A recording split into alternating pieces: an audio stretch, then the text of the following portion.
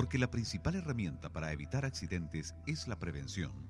Desde hace más de medio siglo que el IST promueve una cultura preventiva, mejorando la seguridad y calidad de vida de los trabajadores y aumentando la productividad de las empresas. Con su amplia red de centros de atención, dotados de la más moderna tecnología y los recursos humanos más calificados, el IST brinda una atención de primera calidad. IST, especialistas en prevención.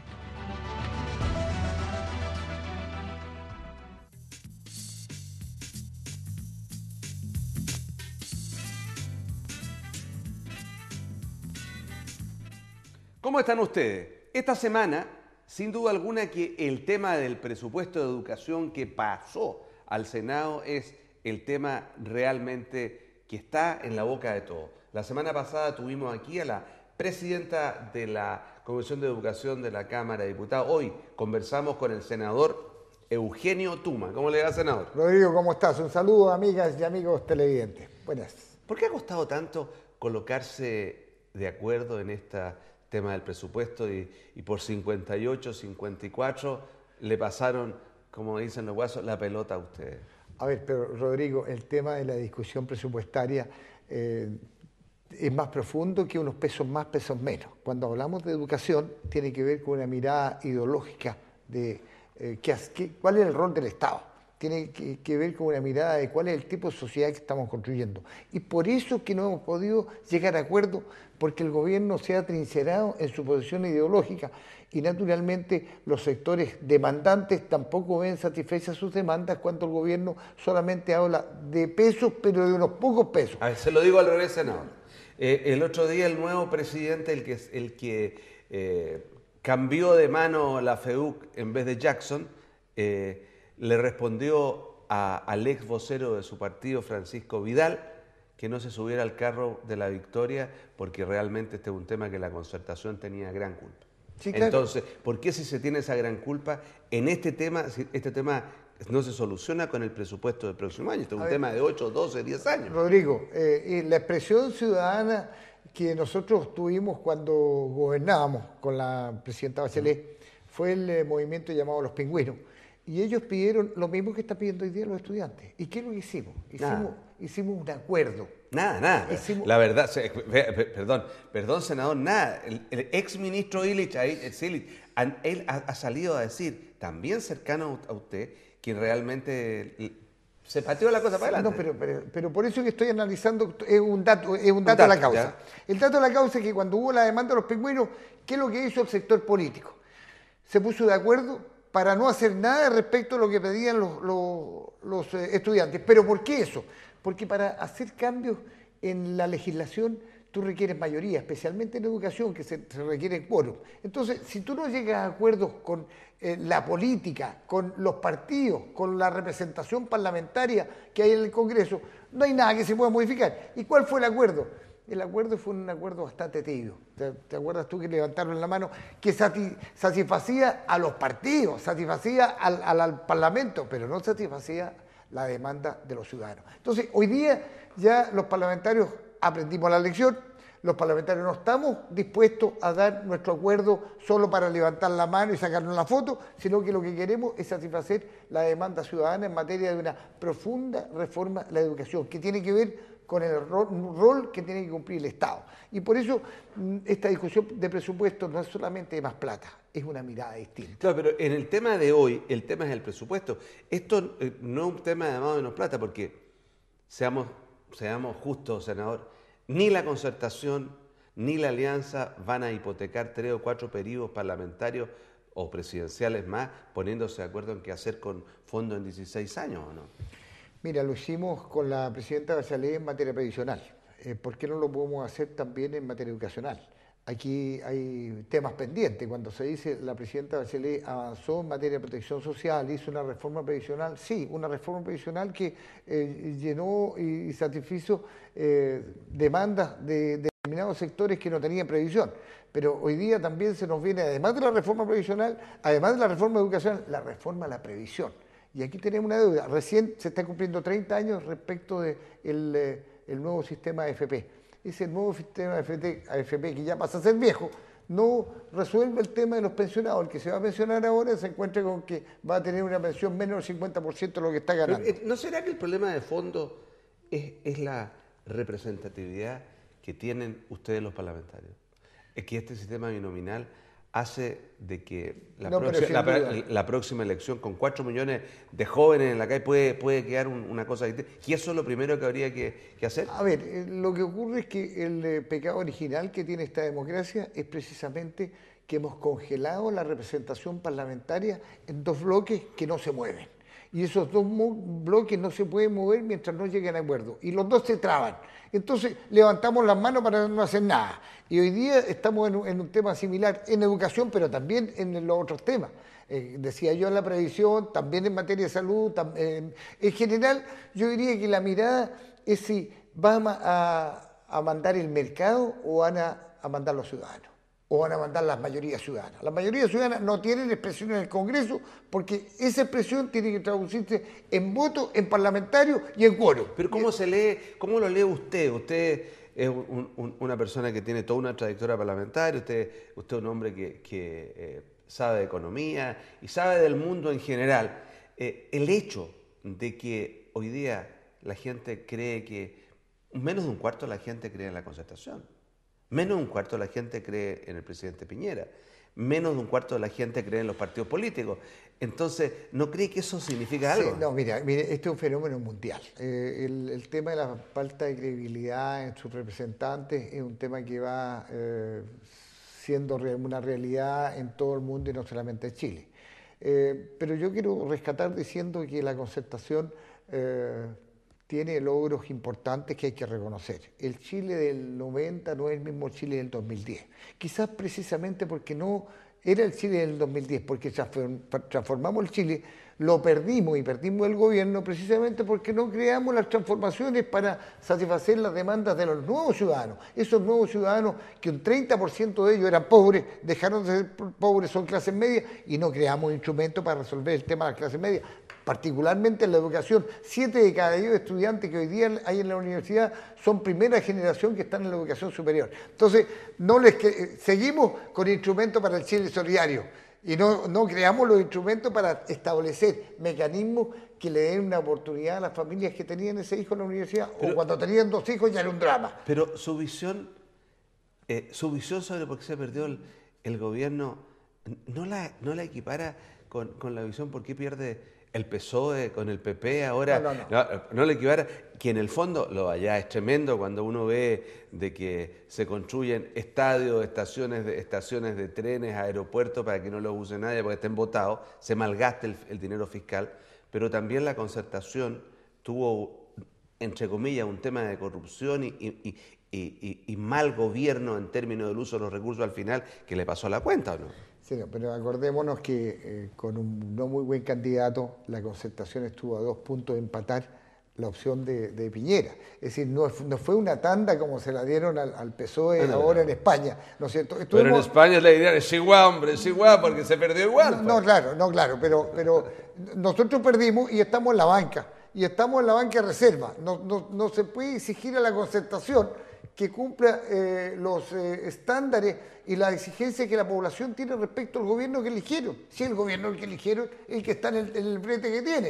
Es decir, es cierto que Piñera está en el suelo, pero nosotros debajo. Pero a nosotros pero no es mezquino somos en esa posición entonces rechazar la partida de educación, cuando quizás lo no mezquino sería aprobar la partida de educación con un compromiso de que se junte a caminar estos políticos en pensar un Chile de educación del futuro. Rodrigo, ¿usted cree que nosotros vamos a cometer el error de darle espalda a los ciudadanos que están reclamando por un cambio sustantivo y decirles, mire, vamos a llegar a un acuerdo para hacer como que cambiamos y no cambiamos nada, volver a repetir los pingüinos? No, Rodrigo, yo creo que aquí lo que le corresponde a la oposición en general y al país en general es buscar una fórmula de transformación de satisfacción ciudadana para hacer las transformaciones que tienen que ver con un rol del Estado diferente en materia de educación. Ahora, usted es un hombre que de economía también se ha especializado en esos temas. ¿Cómo ve usted todo esto que está pasando en Chile frente al tema de la economía mundial, frente además a temas tan complejos en el desarrollo del mercado como el tema de Anglo American Codel. Bueno, pero esto hay que contextualizarlo en el modelo económico que tenemos, donde tú ves que en el mercado de las telecomunicaciones 3 empresas controlan el 99% del mercado, donde tú ves que en materia de supermercados el 85% lo controlan 3 empresas, 3 supermercados, 3 cadenas de supermercados. Lo mismo ocurre en materia de farmacéutica. En educación superior es lo mismo. Lo mismo ocurre en educación, lo mismo está ocurriendo con la ISAPRES, con la FM. Oye, todo está concentrado en pocas manos. Y además de eso, entonces esos que son los mismos, los que tienen interrelaciones, los grupos económicos que son propietarios de uno y de otro y que están controlando el total de la economía, me recuerda a mí lo que ocurría con la salicera. En la salicera, el dueño de la salicera le pagaba a sus trabajadores un salario con una ficha que lo obligaba solo a comprar en la pulpería donde valían 4 veces más sus productos. Bueno, tenemos más o menos el mismo sistema hoy día. Los mismos grupos económicos le entregan una tarjeta de crédito al trabajador para ir a consumir un crédito, para adquirir sus mercaderías en 3 o 4 veces el valor que se lo sacan en tasa de interés. Entonces, en definitiva, ¿qué es lo que tenemos? Si esta indignación de la movilización de los estudiantes tiene que ver también con el alto endeudamiento que tienen las familias chilenas, no solamente por cuotas exorbitantes de un modelo de educación en que los aranceles no responden a un modelo de mercado, sino que responden a la insatisfacción ilimitada que tienen los grupos que controlan esas universidades. Lo mismo ocurre en el resto del mercado y lo mismo ocurre cuando no hay competencia con las tasas de interés y con los banqueros. Competencia, poner competencia en materia financiera. Yo he planteado la necesidad de darle más competencia y de regular. El rol del mercado, el rol del Estado tiene que intervenir también en materias regulatorias del mercado cuando hay sectores que tienen una simetría para poder contratar. ¿Qué me va a decir usted que es competitivo que una señora que necesita 200, 300 mil pesos concurra a una financiera o a un banco o a una casa comercial y pacte una condición determinada? ¿Usted cree que la financiera o el banco va a regular su tasa en función de una Pero ahora, negociación? ¿y el CERNAF financiero nuevo no viene a regular aquello? No, el CERNAF financiero es lo ¿Va a que... regular todos los contratos, incluyendo No, aquello? el presidente anunció un CERNAF financiero y todo el mundo pensamos que este era un aparato del Estado que se iba a poner al lado de los consumidores con una musculatura, con capacidad de fiscalizar, con capacidad de normar. No, si el CERNAF financiero crearon un escritorio más dentro del CERNAC. ¿Y un defensor del pueblo? No hay un defensor del pueblo. No, y crearon un defensor del pueblo. Pero eso es ese es el rol del Estado. Desgraciadamente no lo hicimos nosotros, pero esto es lo que reclaman los ciudadanos. Un defensor de los derechos ciudadanos, un defensor que equilibre la relación tan desigual que tiene un consumidor, por ejemplo, frente a las grandes cadenas o frente al retail o frente a las financieras y bancos. Hoy día un banco o una financiera pide plata a la AFP, al fondo de pensiones. Si Chile no solamente es rico porque hay 41 mil millones de dólares en reserva del cobre, somos ricos porque tenemos 173 mil millones de dólares en el fondo de pensiones. ¿Y saben qué se hace con parte de ese fondo de pensiones? Se lo presta al retail.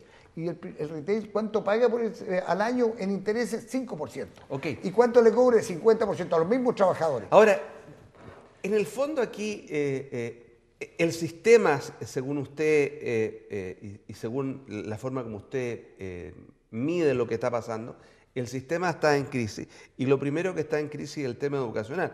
El presupuesto. La concertación, ¿usted cree, si le dan los $1.000 millones de dólares más que quiere que subamos de este aumento que es el más grande en mucho tiempo que está haciendo el presupuesto, la partida, el gobierno se va al doble, ¿ahí se va a aprobar? Yo creo que sí, se va a aprobar, aun cuando yo creo que tenemos desafíos que enfrentar en materia de reforma educacional que tienen que ver con la institucionalidad, que tienen que ver con el rol del Estado, que tienen que ver con...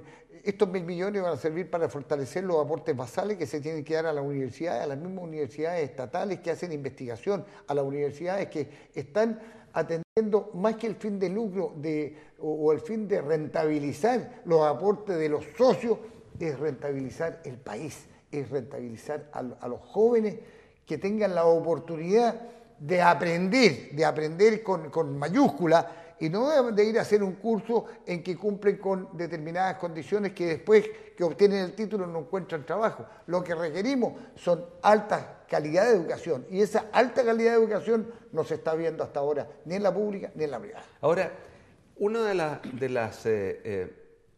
las cosas que dicen razón entre la relación que estábamos hablando de las empresas y el tema de educación, que en este país está un puente quebrado, es la relación entre las empresas privadas, entre la empresa en general y la universidad. El concepto que las empresas financien investigación en la universidad, que las empresas financien a la universidad en Chile un mayor crecimiento que le dé mayor valor a lo que se hace. ¿Qué se puede hacer en aquello? Pero eso es imposible de que ocurra, que las empresas... No, si ocurre en Corea, ocurre en Japón, ocurre en todos esos países. Está bien, porque hay incentivos bien puestos, pero en mi opinión lo que debería ocurrir en Chile es que a las empresas paguen más impuestos y con esos impuestos se ponga a la universidad a investigar. Es decir, es lo mismo, ¿no es cierto?, pero de una manera distinta. No esperar que el sector privado decida en qué investigar, para qué investigar y quién se beneficie con la investigación, sino que sea el Estado el que fortalece sus instituciones de educación, de alta educación, para hacer investigación. ¿Pero con qué recursos? Con los recursos de la caja fiscal. ¿Cómo se hace una caja fiscal? Con impuestos. Pero aquí no se quiere reconocer que el país requiere una reforma tributaria. ¿Usted es partidario de una reforma tributaria? ¿En qué sectores? ¿A las utilidades? ¿Al IVA? ¿Cuál es su visión de dónde debería ir aquello? ¿A la minería con lo que está pasando? Mira, básicamente yo creo que hay espacio para crear una reforma tributaria, primero, que rebaje el impuesto a las personas. Es muy alto el impuesto a las personas. Pero al mismo tiempo hagamos justicia tributaria colocando una más alta valla de impuestos a las empresas. O sea, bajarle a las personas y subirle a las empresas. Sí, pero al mismo tiempo que la suma no sea saldo cero, que la suma sea un financiamiento adicional para el sector público, para el fisco, con el objeto de llevar esta reforma a la educación y también a otras reformas que se requieren. Yo estoy impulsando la formación de una comisión para estudiar reformas a la previsión. Ahora, pero el tema está en que en relación hay una gran discusión entre los expertos en que en general aquello que es mejor es lo que a la concertación no le gusta, que es aumentar el IVA. Un punto del IVA es lo que requiere mayor rapidez, mayor fluidez. ¿Sabes, Rodrigo? Es cierto, pero la proporción de IVA que pagan respecto a sus ingresos las familias de menores recursos es mayor que la que paguen de sus ingresos las familias de altos ingresos. En Chile lo que tenemos es una mala distribución del ingreso. Muchos ganan mucho y otros, muchos más, ganan muy poco. A veces se saca un promedio.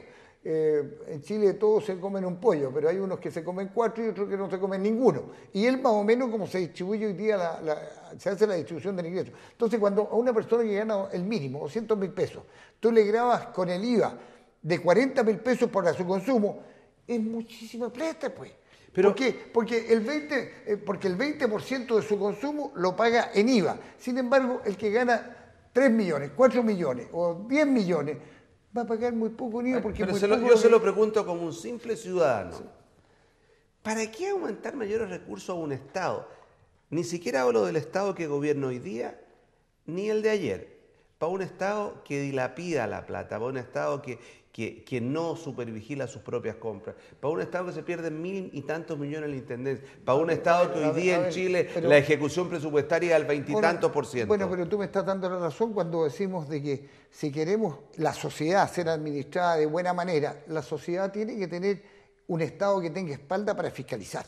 Pero si tú lo dejas ese Estado sin posibilidad de fiscalizar, lo más natural es que ocurra lo que tú señalas de que hay platas que se van para otra parte y no hay quien las fiscalice. ¿Por qué? Porque la estructura del Estado permanentemente, la derecha hoy día, los que eran oposición antes y son gobierno hoy día, siempre permanentemente se han opuesto a crecer el Estado. Mira, yo no quiero un Estado grande ni chico, yo quiero un Estado de un tamaño necesario para atender las eficiencia que tiene que tener un Estado en el gasto público. Y eso tiene que ver no solamente con gastar bien, sino que con fiscalizar lo que se está gastando. Ahora, dos preguntas cortitas que le interesan a la gente. Uno, ¿cuál es el estado real ¿Existe realmente el proyecto en que los municipios vayan a recibir la subvención que le falta con el promedio de marzo y abril o abril y mayo para poder pagar el déficit que tiene? Y la segunda preguntita, ¿cómo va el tema de este proyecto del Defensor del Pueblo? Bueno, en primer lugar, ninguno de los dos proyectos está presente en el Congreso. Los dos son de iniciativa exclusiva del Ejecutivo. Las facultades o modificación de la estructura municipal o el rol de los municipios en materia de educación tiene que ver con un proyecto que el gobierno pidió plazo hasta el 30 de noviembre para presentar el proyecto. Estamos esperando que vence el plazo a ver si... Yo les aseguré que el último día va a llegar con el proyecto de cuál es el rol de los municipios en materia educacional. Somos Chile. Y lo segundo, que tiene que ver con el Defensor del Pueblo, ese no está ni en borrador respecto de la voluntad del Ejecutivo. Este Ejecutivo no tiene ninguna voluntad de presentarlo. No lo tuvimos nosotros, tampoco lo tiene, mucho menos el presidente Piñera. Estamos terminando. ¿Qué opina del ministro Gimpeter y toda esta polémica con justicia? Mira, yo creo que Gimpeter está responsabilizando a terceros respecto a una responsabilidad que él tiene en el aumento de la delincuencia. Este gobierno tuvo un compromiso, un primer compromiso, su primera prioridad, bajar el índice de delincuencia. Y resulta que en lo peor que le ha ido, en la peor nota que ha sacado el gobierno del presidente Piñera, con su ministro del Interior, es en materia de delincuencia. Pero no le puede responsabilizar esto ni a la Fiscalía, ni a las policías, ni a terceros. Esa es responsabilidad de él, porque no ha tenido los resultados esperados. Ahora, ¿no será también responsabilidad de ustedes, los parlamentarios? Usted participó de ello, de haber hecho una reforma procesal penal tan rápido en un momento a un país que tiene una mentalidad distinta y que todavía no se acostumbra al funcionamiento de esta reforma. Es una realidad que hicimos algo nuevo, pero sin duda es harto mejor que lo que teníamos. Lo que está demandando la ciudadanía es que lo que hicimos en la reforma procesal penal también lo hagamos en una reforma en los juzgados civiles, que son lentísimos, que tú vas a hacer una demanda en juzgado civil y tienes 5 o 7 años por lo menos promedio. Eso el país quiere urgencia. Hay urgencia, el resultado que hemos tenido en la procesal penal es bastante mejor que lo que teníamos antes. El incremento de personas juzgadas y responsabilizadas es mucho mayor que lo que teníamos antes, pero sin embargo, aún así no estamos dando respuesta ni a la persecución de los delitos, ni mucho menos a la reinserción laboral, que el que delinque una vez vuelve a delinquir muchas veces porque entra a la escuela del delito. Creo que ahí tenemos una deuda como sociedad. Reconociendo que hubo un avance en la reforma procesal penal, tenemos mucho que avanzar también en esa materia y en materia civil. Gracias, senador Tuma, ha sido un gusto. Muchas gracias. Que venga. No se pierden que nuestro canal regional llega desde San Antonio hasta los Andes. Si bien usted representa al sur, usted es un senador nacional y es bueno para la gente que lo conozca. Te agradezco mucho, Rodrigo. Un saludo, amigas y amigos televidentes. Él es el senador Eugenio Tuma de la 9ª región, del PPD. Que estén ustedes muy bien.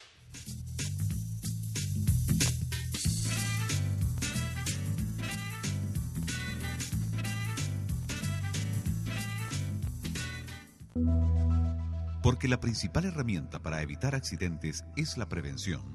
Desde hace más de medio siglo que el IST promueve una cultura preventiva, mejorando la seguridad y calidad de vida de los trabajadores y aumentando la productividad de las empresas. Con su amplia red de centros de atención, dotados de la más moderna tecnología y los recursos humanos más calificados, el IST brinda una atención de primera calidad. IST, desde siempre, en la 5ª región.